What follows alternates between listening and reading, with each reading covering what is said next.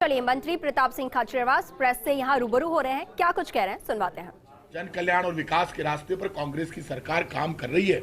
हम कर रहे हैं काम।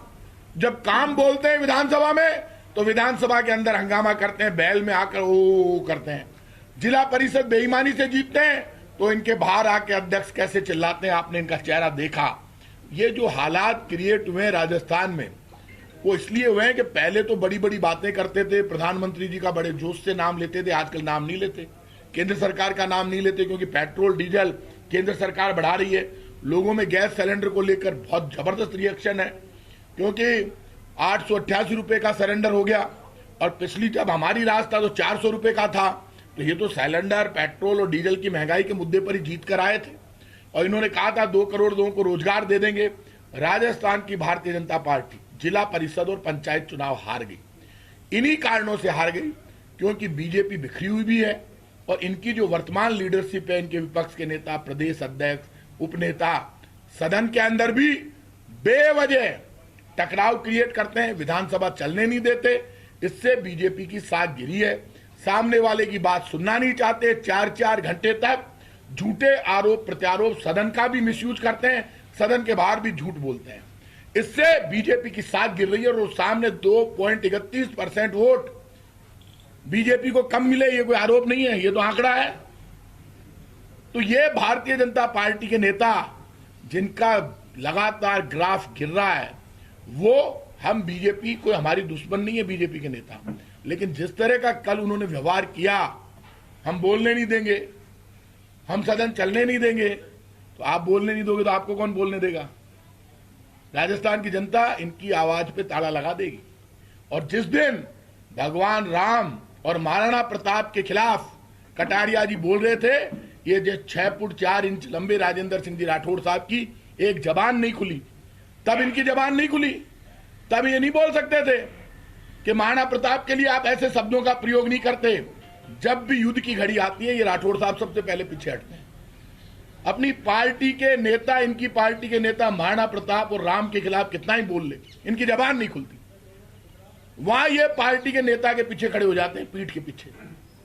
जो इनका असली चेहरा अब 2-3 लोगों का राजस्थान ने देखा है, इनको जवाब देना पड़ेगा।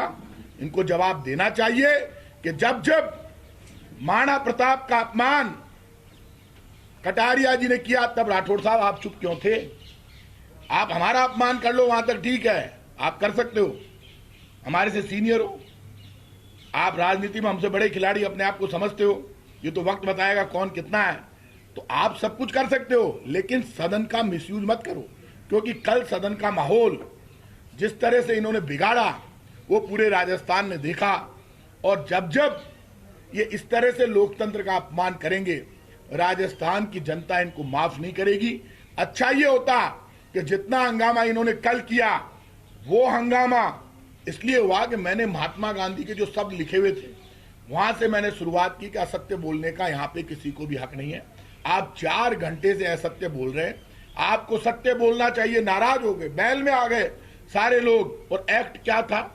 रोडवेज में 40 बरस के बाद 5 रुपए जुर्माना बिना टिकट यात्री का। तो हमने उसको ये कर दिया कि भाई बिना टिकट यात्रा कोई करवाएगा, चोरी तो रोकनी पड़ेगी, करप्शन रोकना पड़ेगा। रोडवेज की हालत खराब है, कंडक्टर ड्राइवर के खिलाफ तो हम कार्रवाई करते हैं, लेकिन जो टिकट लेने वाला है, जब वही कह देगा कि मैं बिना टिकट के नहीं बैठूंगा, तो चोरी कैसे होगी? बस खाली कैसे जाएगी? तो हमने उसको 5 रुपए का तो टिकट ही नहीं होगा शायद, पता नहीं मेरे अंदाज से। अब हमने उसको 10 गुना या 2000 रुपए जो कम हो, 2000 से कम यदि होगा, 10 गुना 1500 होगा तो 1500 ले लेंगे। तो 1500 रुपए नहीं देगा। तो कह रहे हैं इस एक्ट को जनमत के लिए भेजो। ये कह रहे हैं कि रोडवेज की बस को फ्री चलने दो, जो बिना टिकट के यात्रा कर रहा है करने दो, भ्रष्टाचार बढ़ रहा है बढ़ने दो। तो भ्रष्टाचार रोकना तो हर सरकार की जिम्मेदारी है, विपक्ष की भी जिम्मेदारी है। विपक्ष का जो रोल इस बार विधानसभा में नजर आया वो इस तरह का है कि ना तो उनको विधानसभा चलानी है, ना उनको राजस्थान के किसी दर्द से मतलब है। कोरोना में ये लोग कहीं नजर आए नहीं, कोरोना में ऑक्सीजन दिला नहीं पाए। पेट्रोल डीजल गैस सिलेंडर की महंगाई पे तो मत बोलो, क्योंकि इन्हीं के मोदी जी ने गैस सिलेंडर की महंगाई की है, लेकिन कम से कम ऑक्सीजन दिलाने के लिए तो बोलते हैं। एक भी कॉज पर जब 3 मंत्री दिल्ली में बैठे थे, एक एमपी ने मदद नहीं की, एक केंद्रीय मंत्री ने मदद नहीं की। सारे केंद्रीय मंत्री दिल्ली में बैठे थे, मदद कर देते। राजस्थान की इतना ही तो कहना था, जितनी ऑक्सीजन गुजरात को दे रहे हो, जितनी ऑक्सीजन एमपी को यूपी को दे रहे हो 100 आदमियों के लिए, उतनी 100 आदमियों के लिए हमें दे दो। वो जबान ये नहीं खोल पाए और कुछ भी करवा नहीं पाए। इसलिए भारतीय जनता पार्टी का असली चेहरा राजस्थान देख रहा है। भारतीय जनता पार्टी के नेता सदन के अंदर और सदन के बाहर असत्य बोलते हैं, लगातार झूठ का सहारा लेते हैं, गलत मुद्दे उठाते हैं और सदन के अंदर भी सिर्फ हंगामा करके राजस्थान की जनता का, लोकतंत्र का अपमान कर रहे हैं। इन्हें जनता कभी माफ नहीं करेगी। बलात्कार के मामलों में राजस्थान नंबर 1। ये आप सही कह रहे हैं। एफआईआर राजस्थान में, आप खुद इस बात को अच्छी तरह से जानते हैं, फर्स्ट इंफॉर्मेशन रिपोर्ट दर्ज करने वाला पहला राज्य राजस्थान बना। मुख्यमंत्री अशोक गहलोत ने हमेशा से ये शिकायत रही कि महिलाओं की और दलितों की रिपोर्ट दर्ज नहीं होती थानों में।